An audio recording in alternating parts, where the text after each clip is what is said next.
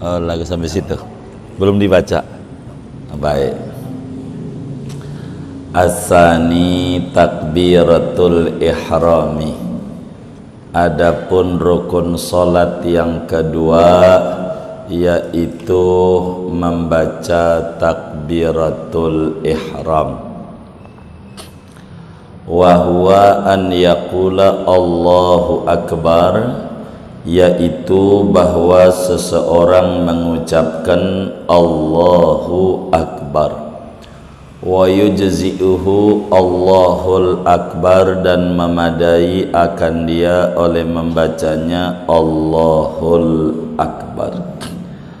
Wajibu an takuna hadhihin niyatu muqaranatan lit takbiri jami'ihi, dan wajib oleh bahwa ada oleh ini niat, yaitu dibarengkan bagi takbir jami'ihi seluruhnya takbir. Wallahu a'lam bissawab. Saudara-saudara sekalian, jamaah salat maghrib berjamaah Masjid Jami Al-Muflihun Bintaro yang mulia, harapan dan doa kita, rangkaian ibadah kita baik yang wajib maupun yang sunnah, moga-moga semuanya diterima oleh Allah Subhanahu wa taala. Amin Allahumma amin. Kita beriktikaf melanjutkan kajian kita, yaitu masih berbicara rukun-rukun salat. Sebagaimana pada kajian sebelumnya dijelaskan bahwa rukun salat itu ada 17. Biar gampang, hal yang paling pokok diperhatikan di dalam salat 17, selebihnya penyempurna. Artinya standarisasi sahnya ibadah kita pada 17 ini yang harus kita betul-betul perhatikan untuk imam dan orang sendiri. Kalau nanti makmum berjamaah ada beberapa aturan tambahan kalau jadi makmum. Ini yang pokok dulu. Salat sendiri bisa, nanti jadi imam atau jadi makmum bisa, karena ini dasarnya. Dari 17 rukun salat itu, yang nomor 2 kita kudu membaca takbiratul ihram. Jadi begini saudara, rukun salat ini yang ada 17 itu oleh agama dibagi 3. Ada namanya rukun qalbi, ada namanya rukun qalbi. Apa itu rukun qalbi? Rukun salat urusannya hati, itu namanya rukun qalbi. Yang kedua rukun qauli. Apa itu rukun qauli? Rukun salat yang kudu diomongin, kudu diucapin. Jadi lidahnya kudu gerak, telinganya kudu dengar. Itu namanya membaca. Kalau qomat kamit doang enggak baca, kayak dukun. Kalau dukun tuh qomat kamit. Kenapa enggak berbunyi tuh dukun? Takut ilmunya dicolong doang. Itu dukun. Jadi yang namanya membaca enggak boleh qomat kamit doang tanpa ada yang didengar oleh kuping. Kudu kedengeran tuh oleh kuping sendiri. Nanti urusan berjamaah kedengaran kuping orang lain urusan lain. Yang penting sholat sendiri bisa dulu. Jadi kedengeran ama kuping dewek. Ini disebut rukun qauli. Jadi qaul tuh ucapan, ngucap tuh pakai lidah, bersuara, terdengar kuping.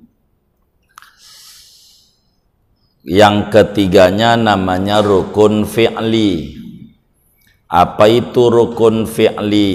Jadi rukun solat yang gerakan, kudu ada gerakannya, diri, ruku, i'tidal, sujud, duduk, dan seterusnya dah. Ini nih namanya disebut rukun fi'li. Jadi ada gerakan, ada ucapan, ada hati. Itu dari 17 tuh. Nah, urutannya yang rukun qalbi itu 1, yaitu niat. Tuh niat tuh rukun qalbi namanya. Rukun hati, niat. Rukun qalbi. Rukun qauli 5 doang. Nah, ini materi kita pertama dari 5 nih, yaitu takbiratul ihram. Apalagi yang lu ucapin, baca Fatihah, terus baca tahiyat ketiganya. Keempat, baca tahiyat akhir maksudnya. Baca tahiyat akhir ketiganya. Keempat, baca sholawat Nabi pada tahiyat akhir. Kelima, salam, assalamualaikum. 5 doang. Ini yang 5 ini namanya rukun dibaca. Membaca takbir, membaca Fatihah, membaca at-tahiyatul, membaca sholawat, membaca salam. Jadi baca. Ini namanya rukun qauli. Sisanya namanya rukun fi'li. Sisanya tuh dari 17. Kan udah 6 tuh. Rukun qalbi 1, rukun qauli 5. 1 tambah 5 sama dengan 7. Berapa ya? Iya 6. Jangan ikut aja sambil mikir. Emang kerjaan kita meleng kagak begitu. Kalau meleng ngikut aja, jangan mau disasarin begitu. Jadi 6. Jadi sisanya namanya rukun gerakan. Nah, dari semua itu diurai satu-satu, jumlahnya 17. Jadi sholat yang diawali takbir yaitu salam, ini aturannya, mulai teorinya. Jadi yang kedua, rukun sholat itu adalah membaca takbiratul ihram. Sebetulnya membaca takbir aja gitu. Kenapa disebut takbir ihram? Ihram tuh artinya ihram mengharamkan. Ihram tuh artinya mengharamkan. Ihram tuh artinya mengharamkan. Jadi takbiratul ihram, takbir yang mengharamkan. Apa yang mengharamkan? Jadi sebelum takbir boleh, pas udah takbir dilarang. Itu namanya takbiratul ihram. Ngobrol sebelum takbir boleh, pas udah Allahu Akbar haram, enggak boleh. Itu namanya takbiratul ihram. Gitu, garuk-garuk begini nih, ngegitar boleh, tapi pas udah Allahu Akbar enggak boleh, dosa, sholatnya batal. Kalau ngegitar begitu, gatel lagi sholat, enggak boleh, karena udah takbiratul ihram. Begitu. Nggak boleh garuk-garuk. Ini namanya batal sholat nanti pada bab batal. Tapi kalau garuknya begini nggak batal. Begini nih, enggak batal. Namanya gerakan ringan. Gatel pipinya, tangannya aja tempelin, telunjuk aja yang gerak tuh, telunjuk aja, itu enggak batal. Tapi kalau begini 3 kali batal, itu harus dijaga. Begitu, batal, garuk-garuk, batal. Tapi kalau begini enggak tuh. Namanya gerakan ringan, 1 jari doang, yang lain diem. Kalau begini batal, kasihan teman kita yang sholat tahiyatnya muter-muter, batal lah, batal dia tangannya begini-begini. At-tahiyatul mubarakatuh, sholat mana ketutupan kain lagi. Ya Allah, begitu gitu. Begini nih cuman makruh doang, makruh, nggak batal, karena gerakan ringan. Kan yang gerak 1 doang, ringan nih, nggak batal, cuman makruh, ngurangi ganjaran. Makanya saya emang kalau orang sholat di sampingnya tangan begini-begini nggak marah, dari dulu nggak pernah marah gitu, sebab kita punya baik sangka, kemungkinan ini orang ganjarannya udah banyak, lagi pengen ngurang-ngurangin. Iya gitu aja. Kalau saya dari dulu begitu, oh, ini banyak kayaknya ganjaran, lagi pengen ngurang-ngurangin. Iya gitu aja. Jadi nggak pernah saya pusing yang kayak begitu. Enggak. Ini gimana? Enggak. Itu teman kita tangannya begini-begini. Begitu, nggak usah mau ngapain kayak gitu-gitu, nggak usah, kejam namanya. Ini sholat, nggak boleh kita pakai tangannya digitu-gituin, namanya apa itu? Dia pegang aja tangan kiri, tahiyat, itu namanya kejam, kagak usah begitu. Ini ringan. Jadi harus diperhatiin begitu. Ini namanya disebut takbiratul ihram, takbir yang mengharamkan. Tadinya boleh sebelum takbir, pas udah Allahu Akbar jadi haram. Makan permen boleh, minum boleh, pas udah Allahu Akbar enggak boleh. Tuh namanya disebut takbiratul ihram. Sama kayak haji tuh, kan di haji juga ada ihram ya, rukun haji ada 6. Pertamanya niat ihram. Rukun umroh ada 5. Pertamanya niat apa itu niat ihram? Gara-gara niat jadi haram, begitu kan, mengharamkan. Gara-gara niat, yang tadinya pakai baju begini nih boleh berjahit, gara-gara udah niat kagak boleh. Pakai pici boleh, pas udah niat pakai pici dosa motong kambing. Gara-gara udah niat ihram tuh haji tuh, makanya ada ihram begitu. Itu arti ihram tuh mengharamkan. Jadi rukun sholat yang kedua takbiratul ihram, takbir yang mengharamkan. Intinya membaca takbir, cuman dengan istilah takbiratul ihram untuk takbir pertama. Tapi Allah Akbar selanjutnya namanya disebut takbir intikal, takbir pindah-pindah gerakan gitu. Ini 1 doang yang rukun, namanya takbiratul ihram. Apa tuh takbiratul ihram? Arti takbiratul ihram tuh kita membaca Allahu Akbar. Akbar yang enggak boleh diganti-ganti pakai yang lain. Ini bacaannya Allahu Akbar. Masalah tangan gerak ini bukan rukun.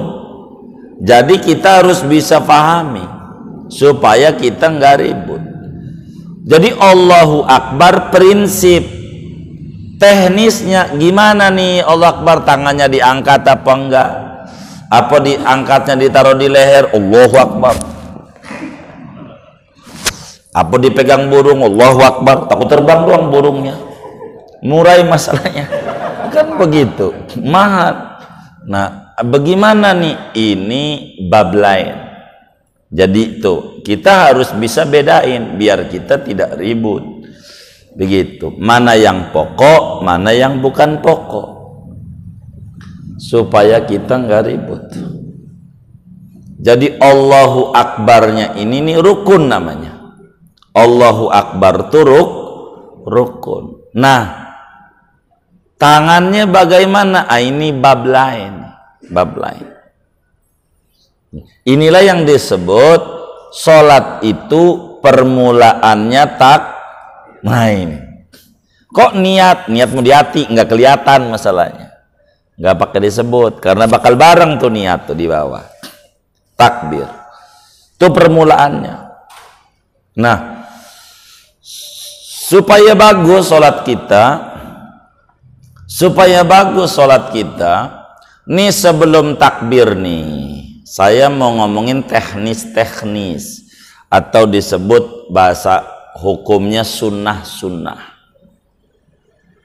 Jadi sebelum takbir tuh sunnah kita punya mulut tuh baca surat An-Nas, Qul a'udzu birabbin nas sebelum sholat.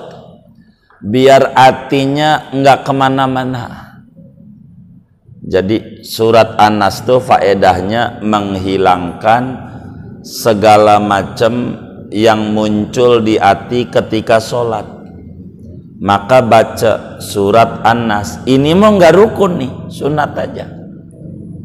Jadi sebelum sholat tuh Bismillahirrahmanirrahim. Qul a'udzu birabbin nas, malikin nas, ilahin nas, min syarril waswasil khannas, alladzi yuwaswisu fi sudurin nas, minal jinnati wan nas. Ini biar hati nggak kemana-mana. Sebab orang sholat itu jangan dikira. Jadi setan tuh paling banyak di masjid. Di pasar enggak ada. Orang kata di pasar banyak setan, enggak ada. Di masjid, di tempat-tempat yang baik itu setan paling banyak. Jadi dalam satu hikayat itu anak setan jalan, anak buahnya tuh ditanya mau kemana? Mau ke pasar. Diomelin sama raja setan tuh. Nggak usah. Mau ngapain? Mau goda orang pasar? Belum lu goda udah tergoda. Nggak usah yang kayak begitu mah. Nggak usah diurus. Belum diganggu aja udah ngikut. Jadi yang kayak begitu jangan diurus. Orang kagak diurus aja udah nurut begitu. Ini nih yang belum nurut, ini nih yang di masjid ini ganggu nih. Makanya kalau kita udah sholat itu yang tadinya nggak ingat di mana itu dompet tuh ya. Pas udah sholat mau ingat, udah sholat mau di bawah kasur kayaknya. Di bawah kasur. Itu ingat. Kata orang dikata ini cahaya sholat, bukan, emang setan begitu. Bukan cahaya, bukan, emang setan kerjaannya begitu, ngeganggu banget, ngeganggu kerjaannya. Apa aja kepikiran lagi sholat, yang tadinya kagak muncul lagi sholat. Kata dia ini berkah sholat, bukan, emang begitu. Seringkali kiai itu ngasih amalan kayak begitu. Ada kiai ngasih amalan ringan, dilihat dari tampangnya orang kagak demen sholat. Dia bingung dompetnya di mana. Sedang ATM, surat-surat penting segala macam ada di situ. Dia bingung. Nggak ada lagi minta petunjuk sama kiai agar supaya Allah kasih hidayah, kasih petunjuk. supaya di mana nih dompet. Nama kiai dilihat dari tampang biasa, dah cukup sholat doang. Bisa sholat bisa ya. Udah sholat bacanya qul ya qulhu, baik. Dia nanya, gara-gara dia juga, padahal sholat aja, 2 rakaat jadi. Cuman gara-gara kita orang cerewet. Berapa rakaat kiai? 100. Iya kan gara-gara kita cerewet. Kalau kagak ngomong udah 2 juga jadi. Iya gara-gara kita ngomong jadi 100 banyak. Kalau sholat nariyah tuh sekali aja biar sholat udah cukup. Sholat nariyah itu gara-gara cerewet berapa kali? Ujungnya sampai 4.444 begitu. Gara-gara nih cerewet udah jadi baku akhirnya. Gara-gara cerewet. 100 rakaat baik malam kerjain. 2 rakaat qul ya qulhu salam, bangun lagi 2 rakaat salam, 2 rakaat salam, baru 5 kali. 5 kali itu kan baru 10 rakaat. Setan dari tadi liatin, ini orang kalau didiemin kata setan, ini bisa ganjarnya gede banget 100 rakaat. Gua kasih tahu juga nih. Akhirnya sama setan pas naik bilangin di hatinya, dibawa ke kasur. Pas sudah salam intip, ada benar dibawa kasur. Kira-kira mau kita terusin sampai 100 enggak? 100 enggak? Lah kagak bakal. Emang begitu kata kita. Ini hebat nih, bukan hebat, setan yang hebat ganggu kita. Makalah kita disuruh membaca surat An-Nas.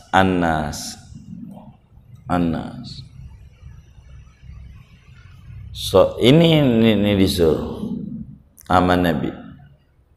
Itu baca, minta perlindungan. Banyak, Rabbi a'udzubika min hamazati syayatin wa a'udzubika Rabbi ayyakhdurun. Banyak doa-doa. Kalau kita nggak bisa bahasa Arab, bahasa Indonesia aja. Saya paling senang ngajarin nggak usah bahasa Arab, ngapalinnya puyeng. Jadi abis keluar dari nas itu minta, ya Allah kasih sama saya apa yang kau kasih kepada hamba yang soleh kalau sholat. Jadi kita minta kayak dia yang dikasih. Jangan ngukur sholatnya dah, kalau ngukur satu mau udah jauh dah kita sama mereka. Paling nggak kita minta aja kemurahan Allah biar disamain kayak mereka. Kalau disamain, anggap aja kayak borongan mah biar jeruk busuk juga kumpul di peti, ketimbang juga harganya sama. Jadi kita minta, ya Allah berikan kepada saya kebaikan-kebaikan yang kau berikan hamba yang soleh kalau sholat. Bahasa Arabnya Allah ma'atini ma'ataita bihi ibadakas sholihin. Nah pegel ngapalin bahasa Arab, kita biasanya saja sebelum takbir biar mantep. Sholat sudah baru dah usolli segala macam. Itu dalam rangka kita orang nih untuk menuju ke sana, kekhusyuan dalam ibadah. Baru takbir Allahu Akbar harus benar nih. Belajar kita, jangan Allahu Akbar, jangan. Allahu Akbar harus benar. Jangan juga banyak panjang Allahu Akbar, jangan. Jadi huruf-hurufnya ini harus benar. Begitu. Jadi harus benar kita takbir. Harus benar. Allahu Akbar. Harus benar. Jadi Allah tuh yang maha besar. Jadi selain Allah tuh apa aja hina, rendah. Dunia apa aja rendah. Rendah. Nggak usah. Jadi Allah aja pemilik dunia yang besar. Selain Allah kecil. Jadi ini yang harus kita orang tanamkan di dalam kita orang punya hati. Allahu Akbar nih, Allah maha besar, yang besar Allah. Ini yang paling penting di dalam kita punya hidup. Cuman bagaimana cara takbir nih yang sempurna? Tangannya ini, tangan ini ada 3 ajaran. Tangannya ada 3. Yang pertama paling tingginya Jadi tangan tuh di atas, bar habis, bar habis. Allahu Akbar, bar tuh di sini, bar tuh di atas. Ntar prakteknya saya diri. Ini teori dulu dah. Allahu Akbar, bar tuh. Ini yang paling tinggi ajarannya. Dengan posisi jempol kita lurus dengan tempat anting, lurus dengan tempat anting. Lurus tuh nempel nggak ya? Nggak, lempeng. Si ujung jari nih lurus dengan ujung daun telinga, ujungnya. Makanya biar lurus pasti rada nekuk, rada nekuk dikit. Kalau lempeng pasti kelewat. Ininya di sini tuh lewat. Kalau ditekuk enggak, nekuk dikit. Telapak tangannya lurus dengan pundak. Begitu. Ini sempurna takbir. Nomor 1. Jadi nanti prakteknya saya diri. Allahu Akbar. Udah bar tuh turunin. Itu namanya paling gedenya tata aturan takbir. Nomor 2, kecilan ganjarannya. Abisnya pas sedekap, Allahu Akbar. Barnya di sini nah. Barnya di tengah. Allahu Akbar. Bar. Itu dikitan ganjaran. Yang ketiga paling dikit. Allahu Akbar, lurus, angkat. Jadi kalau praktek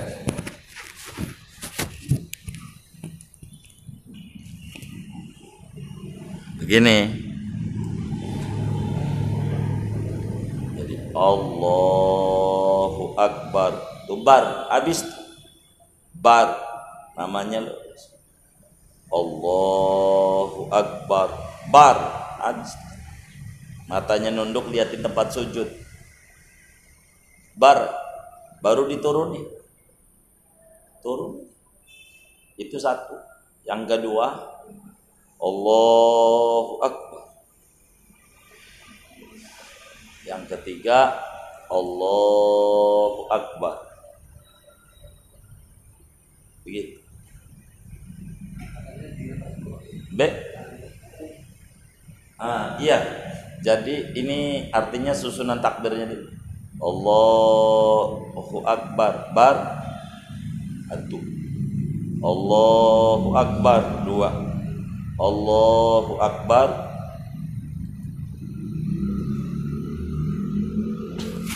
Yang menjadi pertanyaan, oleh karena ngaji rukun sholat itu dalam dunia kedokteran namanya check up. Ngaji sholat itu dalam bahasa dokter namanya check up. Check up. Check up itu apa ya? Belakangan ini namanya swab. Swab. Namanya swab ya. Check up namanya, cek kesehatan. Ternyata pas dicek kesehatan dan kita ndak ada yang terganggu. Sehat lah, kita juga ucapkan alhamdulillah karena sehat. Ternyata pas dicek jantung kita bermasalah, ada pembengkakan. Ini juga kita ucapkan alhamdulillah agar buru-buru diobati. Jadi check up tuh apapun hasilnya bagus buat kita. Hasilnya sehat, alhamdulillah. Hasilnya berpenyakit, alhamdulillah. Sehingga kita buru-buru diobati, biar jangan berlanjut kesalahan. Itulah ngaji bab sholat. Kita biasanya takbirnya model bagaimana dari 3 tuh? Biasanya takbirnya diinget-inget.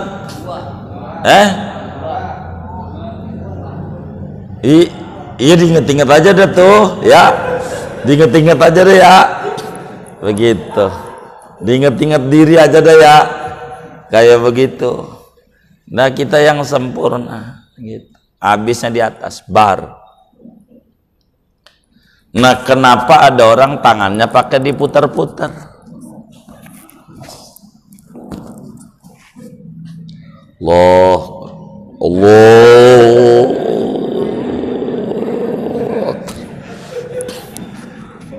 Kan ada yang diputar-putar, ini yang ditanya nih, kenapa itu diputar-putar? Jadi sebetulnya ada kekeliruan penyampaian. Kekeliruan penyampaian itu yang menyebabkan tangan diputar-putar. Aturan tangan diangkatnya mah benar, Allahu Akbar ini benar. Cuman ini dituruninnya kanan dulu apa kiri dulu, tuh begitu dia. Nih mulai ini nih yang bermasalah padanya. Dia bilang Nabi itu hobi kanan, padahal bukan pada bab begini, bab apa gitu. Jadi karena dia turunnya kanan dulu, lah kan jatuhnya begini. Sedang Nabi suruh tangan kanan kudu di atas. Benar apa salah ini? Oh iya benar ya. Itu gara-gara dia. Makanya kenapa tangan diputar? Allah, ini dulu nih, pasti bakal muter ini, nggak bisa begini, salah. Makanya diputar. Itu begitu penyebabnya. Dan kita lebih senang sholat itu nyontok apa yang ada di masjid. Jadi makanya sholatnya macam-macam, tidak ngaji gitu. Ini yang menjadi kendala. Ndak ngaji, nggak ngaji bab sholat. Orang dulu istilahnya ngaji perukunan, ini ngaji ini gitu. Itu penyebab tangan jadi muter-muter. Ini ditaruh di mana? Di pergelangan. Ini enggak rukun, enggak prinsip banget, enggak batal, enggak gitu. Itu karena berbicara takbir aja ini, takbirnya yang rukun, bacaannya. Ini dia. Tangan ini ditaruh di mana? Tangan itu ditaruh di bawah dada, di atas pusar. Itu aja. Itu posisi tangan. Tangan itu adanya di bawah dada, di atas pusar. Jangan di atas dada. Itu pasti di leher. Allah. Di leher. Jangan. Itu keliru dia. Ada beberapa hal. Kenapa tuh bisa keliru? Memang hadis Nabi itu, bahasa Arab itu seringkali memiliki dua makna. Ini yang kemudian orang tidak memahami. Artinya penyebabnya apa gitu orang sampai di leher itu. Gara-gara salah baca aja. Jadi ada beberapa hadis itu yang menggunakan kata-kata ala sodri, ala gitu. Ala itu secara bahasa di atas, tapi banyak hadis di bawah. Maka disebut dalam ilmu grammar itu, ini namanya kalimat yang berbolak-balik maknanya. Jadi lafaz yang kontradiktif, bisa makna ini, bisa makna ini. Lafadznya sama. Kayak kita ada sama, gedang. Gedang itu satu kata, tapi maknanya bisa dua. Gedang tuh, kata orang Jawa namanya pisang, gedang. Kata orang Sunda namanya pepaya. Ini yang mana ini? Nah itu dia tuh, yang menjadikan orang keliru kalau mau sedikit diumpamakan. Intinya bukan di atas dada, tapi di bawah dada. Di bawah dada, di atas pusar. Biar gampang di atas pusar, saya ajarin. Ini kelingking nih, tempelin di pusar kita yang bodong. Kelingkingnya yang kiri. Nah iya, kelingkingnya aja tempelin ujungnya ini nih. Itu pasti di atas pusar. Buat ngukur tuh begitu aja. Jadi walaupun tangannya begini, kelingkingnya begini nih. Itu namanya di atas pusar. Biar kita ngukur. Tapi nggak begitu juga, artinya untuk mengukur di atas pusar. Cuman di dada nih, di mana? Nah, ini tangan ini memang ada dua pendapat. Prinsipnya tangan itu di sini aja. Di bawah dada, di atas pusar. Itu prinsip ajaran. Sebelah mananya, ini yang berbeda. Kata Imam Bajuri, di bawah di dadanya nih di susu sebelah kiri. Susu kita sebelah kiri ini ada namanya kolbu. Kolbu tuh bahasa Indonesianya kalbu tuh adalah jantung. Jantung. Jadi kalau hati itu liver, kolbu tuh jantung. Gambarnya begini. Gambarnya. Disebut kita orang Indonesia hati tuh dari bahasa Inggris macam heart, my heart gitu. Jadi hati itu jantung maksudnya. Nah di sinilah ada disebut kolbu hati, biar hati itu nggak kemana-mana. Jadi si ininya nih, tempelin di susu sebelah kiri, di bawahnya tuh, di bawah dadanya. Tapi jangan tangannya ke kiri. Ininya mau ngapain ini? Gitu kata orang. Bukan, ininya aja. Ini nih. Menggenggam tuh seakan-akan kita menggenggam begini. Kenapa tuh orang maulid tuh ya Nabi salam alaika? Jadi bagaimana biar Nabi Muhammad ada di hati pada tangannya begini-begini itu banyak. Kan orang dulu mau begini-begini, kita aja orang belakangan ya begini-begini. Begitu. Kita ada kiai depan begini-begini. Waduh, kata kiai kurang ajar ini sebetulnya. Begitu. Begitu, tapi enggak apa mau. Ekspresi orang bahagia lah. Begitu, silakan saja. Emang begitu, menjadi sebuah perdebatan di kalangan para sufi itu emang. Jadi di susu kita di paling bawahnya, susu kiri ini, di sini ada jantung. Makanya kenapa tidur itu disuruh pakai lambung kanan. Ini kita kiblatnya sono, palanya sana. Kenapa? Karena lambung kanan tuh kagak ada jantung. Jadi kerja jantungnya enggak capek, enggak ngos-ngosan, sehat, enggak ada kena kanker, koroner, macam-macam. Ini bukan masalah ngerokok enggak ngerokok, ini cara tidur. Begitu. Yang benar. Miring itu, nih kayak begini, palanya kan di sono kita, lambungnya kanan. Ininya nggak ketekan. Kalau lambung kiri kita ketekan, apalagi tidurnya tengkurap. Maka Nabi sebut tidur tengkurap itu tidur setan. Sebab dia melelahkan, nggak bakalan nyenyak tidurnya, nggak enak di badan. Tidur tapi capek, nggak fit, karena jantungnya bekerja. Enggak ngaso.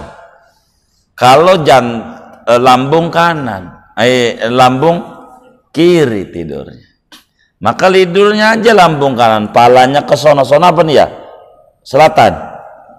Selatan utara sono. Hah? Oh utara, iya. Sono selatan, Tangerang selatan kan ke sono ya. Selatan, sono utara, palanya utara. Itu begitu aturan tidur tuh diatur. Jadi jangan kasurnya. Gitu. Kenapa saya bilang jangan kasurnya? Sebab ada juga yang ngaji, kasur saya salah ngadep, ini kasur saya kudu dirombak. Bukan kasurnya, orangnya aja. Kasur mau nggak salah, kitanya aja bantalnya diputer. Ntar kalau dirombak lagi biaya lagi, jangan covid begini repot. Orangnya aja yang muter. Ini biar bagus, sehat jantung. Tidur. Susu kita sebelah kiri ini enggak boleh. Ini jantung bahaya. Mompak dia. Dari dialah menyuplai ke semua badan. Jadi dia nyumbah. Dek-deknya itu begini. Mompak. Mesinnya jalan. Dari dia itu mengalirkan darah ke sekujur badan dan bisa diolah. Kalau nggak bisa diolah berpenyakit. Kenapa orang pada sakit segala macam? Biar gampang, gotnya bermasalah, got saluran darah. Maka orang diurut segala macam itu biar lancar. Kalau peredaran darah itu lancar, sehat orang. Kalau sakit gampang karena peredaran darahnya payah. Itu begitu. Tapi ini bukan kuliah kesehatan ini. Kita lagi ngomongin bab sholat masalahnya. Cuma nyelip gara-gara jantung doang. Jadi Allahu Akbar. Baru tuh habis di sini. Ini nih tangan ketek terbuka nih kalau laki. Kalau cewek jangan. Beda kita ngajarin bini. Tangannya kudu rapet. Allahu Akbar. Nggak boleh dibuka keteknya. Masalahnya udah pakai Rexona. Biar udah pakai, tetap dia harus rapet. Cewek rapet. Ajaran rapat. Makanya muncul muslim tuh di tanah Melayu cerdas, karena cewek terus rapat. Baju cewek namanya abaya, bahasa Indonesianya kebaya. Kebaya tuh rapat. Suruh aja yang pakai kebaya tuh lomba lari, jatuh. Dia rapat. Emang begitu cewek. Wih, dari sholat tuh muncul ajaran segala macam. Itu begitu. Cewek mau rapat. Cewek. Nah, niatnya itu wajib kudu bareng sama takbir. Seluruhnya berat. Kalau seluruhnya kita ikut Imam Ghazali saja. Wis muqaranah urfiyah. Nggak usah muqaranah hakikiyah, berat. Wis yang penting pada waktu kita Allahu Akbar, Allah ada niat tadi hati gitu. Di mananya ke lempengnya dah. Allah selesai tuh niat di hati. Aku niat sholat fardu dohor 4 rakaat. Bar, pokoknya sebelum bar di mananya aja. Memang aturannya berat. Yang ini saya tidak mau sampaikan jadi puyeng begitu. Namanya muqaranah hakikiyah. Kalau mau saya contoh, ini Allahu Akbar mulut, ini hati. Jadi waktu Allahu Akbar, ini niat ini dari mulai A sampai Ro, ini kudu sama. Itu namanya muqaranah hakikiyah, berat. Wis yang penting di antara Allah sama Akbar nih sebelah mananya aja ada nih. Jadi itu Imam Ghazali bertanggung jawab buat kita. Sah sholatnya Allahu Akbar dah jadi. Ini namanya disebut takbiratul ihram. Namanya disebut takbiratul ihram. Allahu Akbarnya nih. Jadi masalah tangan galam betam nih teknis. Karena teknis ada kalanya nyontoh di masjid tanpa belajar, ini yang menjadi keliru. Itu aja. Tapi yang paling sempurna Allahu Akbar, bar tuh di sini. Bar tuh di sini. Di sini. Jadi bagaimana kita menghadapkan diri kita kepada Allah? Itu begitu. Begitu. Orang kalau udah ampun-ampunan begitu. Ampun polisi. Ampun. Itu sebuah gambaran kita minta ampun sama Allah, minta maaf dalam ibadah sholat. Tapi kita harus pahami dengan Allahu Akbar, Allah Maha Besar, segala masalah yang di dunia ini kecil. Nggak ada yang besar. Kecil, yang besar hanya Allah. Jadi jangan putus asa. Itu hikmatul ilahiyah, permulaan sholat Allahu Akbar. Allah. Begitu. Ini tangan. Jadi perhatiin betul. Allahu Akbar. Kalau jadi makmum, kalau pengen ganjarannya gede banget, pas imam Allahu Akbar kita langsung Allahu Akbar. Itu paling gedenya makmum dalam sholat. Kata Nabi, man sholla arba'ina yauman fi jama'atin yudrikut takbiratal ula ma'al imami kutibat lahu bara'atani, bara'atun minan nifaqi wa bara'atun minan nar. Siapa orang sholat 40 hari berjamaah, yang dia kagak ketinggalan takbir pertama bersama imam, maknanya Allahu Akbar, imam kita langsung Allahu Akbar. Itu orang kalau sholat 40 hari begitu tuh, dapetin begitu, itu orang dapat 2 garansi, 2 jaminan. Dia bebas dari cap munafik, dan kedua dia bebas dari masuk neraka. Kagak bakalan masuk neraka, nggak bakal. Nggak kayak kita. Kalau kita mah apalagi tarawih, imam udah Allahu Akbar dia masih kipas-kipas saja. Allah Akbar sampai dolin, amin, duduk, amin, Allahuakbar masih duduk, summalatus aluna baru diri, soli. Ada nggak model begitu tuh? Ngaji nggak orangnya? Ngaji yang mana?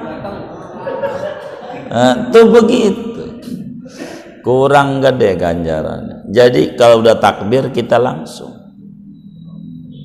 Allahu Akbar. Begitu. Ini paling gedenya ganjaran.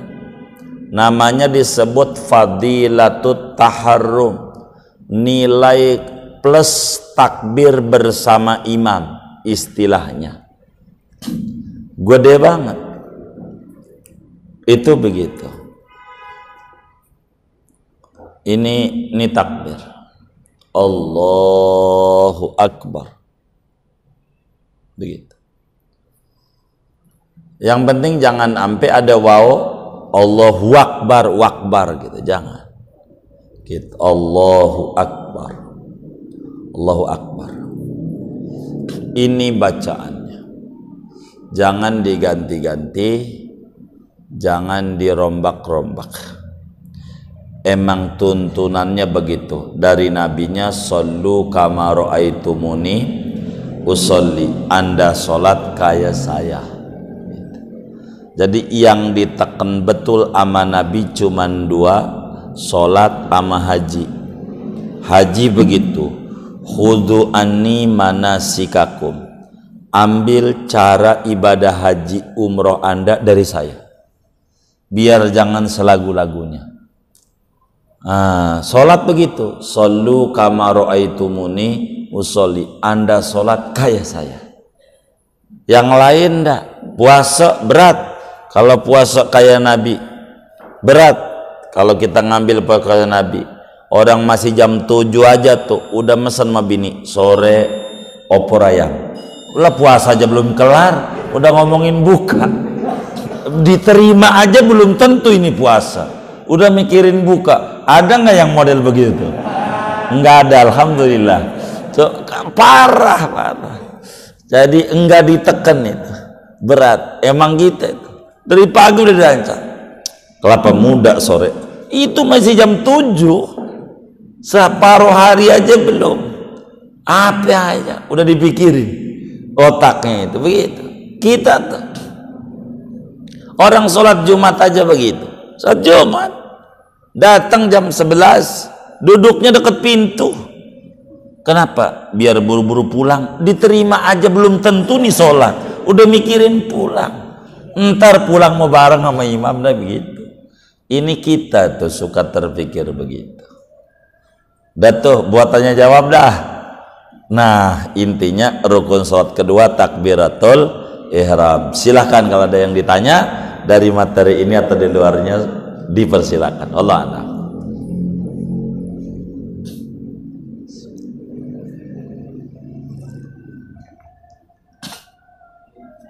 Boleh.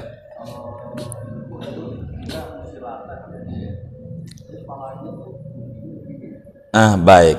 Jadi bagaimana kalau ruku? Ini jadi ruku ini ada dua jawaban. Ada terkait ruku. Jawaban yang panjang ada yang pendek. Tapi saya lebih senang yang pendek. Jadi apa jawaban pendek? Ini karena baru takbir ihram, jangan tinggalin malam reboh. Dia boleh. Ini nanti bakal kebedah ini di depan ini nih. Bakal ada ini. Bakal ada tuh. Yang kelima ruku, ini baru dua masalahnya. Insya Allah ada. Jadi emang ruku itu kayak L. Sempurnanya kayak L. Apa tuh kayak L? Ya ininya diri, ininya begini. Jangan nunduk banget, jangan dongak. Iya, nyiku ya nyiku. Nanti paparannya. Kita ajar cara-caranya pada waktu ruku. Waktu ruku dikit-dikit. Wallah alam. Baik.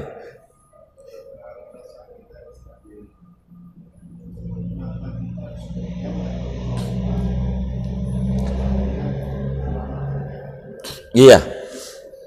Jadi bagaimana pandangan mata kita? Pokoknya selama kita sholat, mata kita fokuskan ke tempat sujud. Selama sholat, berhentinya mata kita melihat tempat sujud itu ketika tangan illallah, asyhadu alla ilaha, tadinya lihat itu tempat sujud, asyhadu alla ilaha illallah, lihat telunjuk ini sampai salam, lihat telunjuk. Jadi mata kita, jadi tahu tarian sufi yang suka kayak bikin payung tuh, kenapa dia nggak jatuh? Karena dia ilmunya fokus, dia fokus pikirin hati, maka muternya dia ke kiri, ke kanan jungkel dia, ndak bakalan tari sufi ke kanan, mesti ke kiri. Kiri ini paling kuat karena ini ada hati, makanya muter Ka'bah itu ke kiri, muter Ka'bah paling kuat, kiri itu kuat.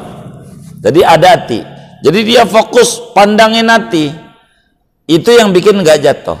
Kita juga begitu, fokus liatin tempat sujud. Jadi biar kita nggak kemana-mana. Makanya nanti pada bab sholat kayak kita ini muflihun, jangan sholatnya di belakang sana. Ibarat kata ini kan kosong. Jam berapa umamanya? Anggap deh jam 2 siang ya kan. Kalau di belakang sana yang kita lihat banyak. Kalau yang dilihat banyak itu bahaya. Jadi harus dibatasi pandangan. Bini kita aja kalau yang dilihat banyak, coba aja disuruh ke Tanah Abang. Ya Allah, karena banyak dilihat buyar. Dikasih 150 cukup, ngomel-ngomel ujungnya. Gitu. Ini gara-gara yang dilihat banyak. Jadi sholat juga begitu, satu aja yang dilihat. Apa kek yang dilihat sama kita, biar fokus tuh, fokus. Jadi apa kek? Makanya minimal mata tuh nunduk itu pala tuh, dalam rangka mata kita liatin tempat sujud. Supaya apa? Supaya fokus, nyari konsentrasi hati, supaya ada kenikmatan besar yang dia dapat dari ibadah ini. Wong ini ngecas. Jadi orang sholat itu nyetrum HP supaya baterainya kenceng. Itu sholat. Nah ini yang harus dia jaga betul. Nah oleh karena itu matanya lihatin tempat sujud. Apakah merem apa melek? Agama tidak menyuruh merem. Kalau memang kita mau merem, monggo. Tapi tidak disuruh untuk merem. Sebab bisa jadi dengan merem bahaya. Pas merem, handphonenya hilang. Nyalain sholat. Jadi lihat saja, nggak apa-apa. Ndak mesti merem. Hatta lagi sujud aja jangan merem. Lihat aja. Lagi sujud. Apalagi diri. Ndak mesti merem. Cuman ada orang begini. Kalau saya melek, nggak fokus. Saya fokus kalau merem, monggo. Kalau memang itu didapat. Imam Ghazali ajarkan. Kalau memang ghamdul ain menyebabkan kekhusyuan itu datang, merem silakan. Tapi tiap orang bakal berbeda-beda. Asal ajarannya tidak mesti merem. Wallahu a'lam. Iya baik. Iya. Waalaikumsalam.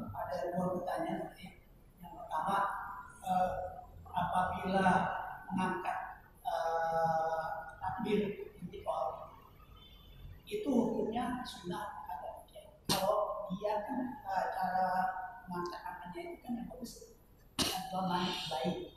Kalau dia nggak mengangkat tangan nggak sampai dua naik baik, cuma begini doang, itu bagaimana? Yang kedua bagaimana? Ketika meletakkan tangan, tapi dia nggak meletakkan tangan di dada, tapi begini, Allahu Akbar. Lurus saja. Dia mengikuti mazhab lain.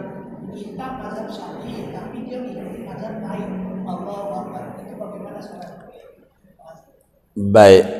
Oleh karena itu, rukun salat 17.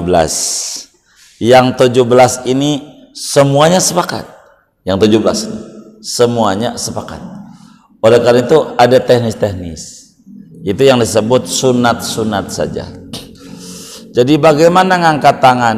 Sama dalam ngangkat tangan di kapan saja. Kalau ngomong tangan disuruh diangkat ya sebejajar dengan dua pundak, si jempol lurus dengan tempat anting, si ujung jari lurus dengan ujung daun telinga. Di mana aja dari 4 macam ngangkat tangan. Pertama takbir ihram, 2 mau ruku, 3 i'tidal bangun dari ruku, 4 tasyahud awal.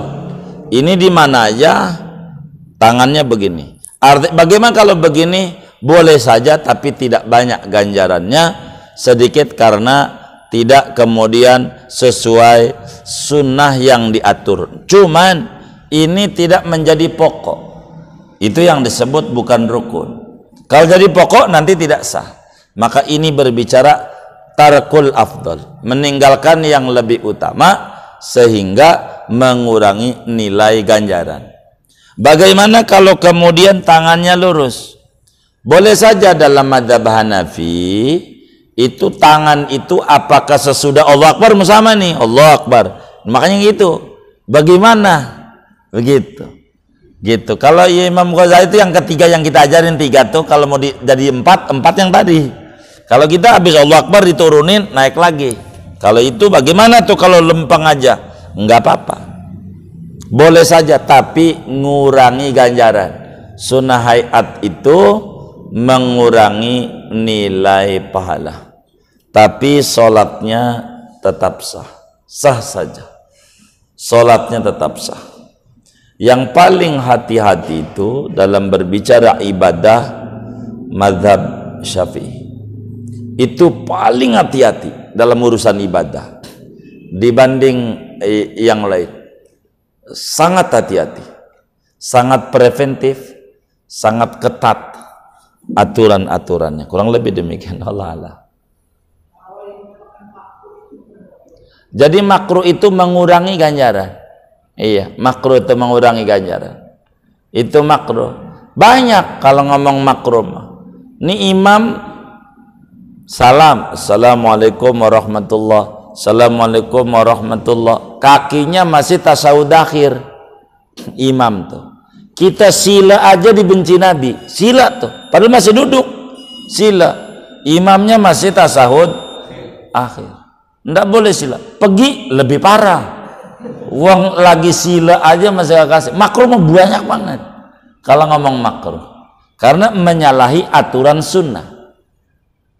Itu begitu. Makanya imam ndak usah lama-lama, jangan sampai tasbih juga subhan 33 kakinya masih tasbih akhir mulu. Itu makmum ini mau pergi bagaimana? Jadi kalau kita pengen sila, pengen segala macam, lihat kaki imam masih tawarruk enggak. Jadi imam tuh kalau sudah selesai maka miring kanan, ngadep apa noh? Utara, ngadep utara. Tuh ngadep utara tuh tujuannya. Kalau mau diceritakan, tujuannya itu disebut bahasa tubuh. Bahasa tubuh, bahasa isyarat. Kalau pakai kata-kata begini, dengan menghadap ke utara itu, atau imamnya sila, yang namanya tawarruk, kalau kemudian pakai bahasa kata-kata, hei makmum, lu mau pergi barangkali punya urusan, monggo, tapi lu mau ikut wiridan bersama gua lebih bagus. Tuh miring tuh begitu maknanya, miring tuh biar dia tidak ada komunikasi kata-kata. Sebab paling manjurnya kita orang sholat itu sebelum ngomong yang lain. Nabi ditanya oleh sahabat, ayyud du'ai asma, Nabi minta sama Allah tuh yang paling cakep kapan? Saat yang paling manjur banget. Habis sholat sebelum ngobrol, sebelum ngomong apa aja, sebelum ada komunikasi yang lain, itu minta apa aja, itu paling manjur, minta apa aja. Oleh karena itu imam nggak perlu ngomong gini, makmum lu mau pergi silakan, mau ikut wirid, nggak usah ngomong, tanda aja. Kan nggak ngomong, muter doang. Itu muter itu begitu. Jadi makruh ini banyak, berbicara makruh. Jadi artinya yang penting kita pelan-pelan berbenah untuk menuju setapak demi setapak kesempurnaan dalam ibadah. Mungkin itu yang bisa dijawab. Wallahu a'lam.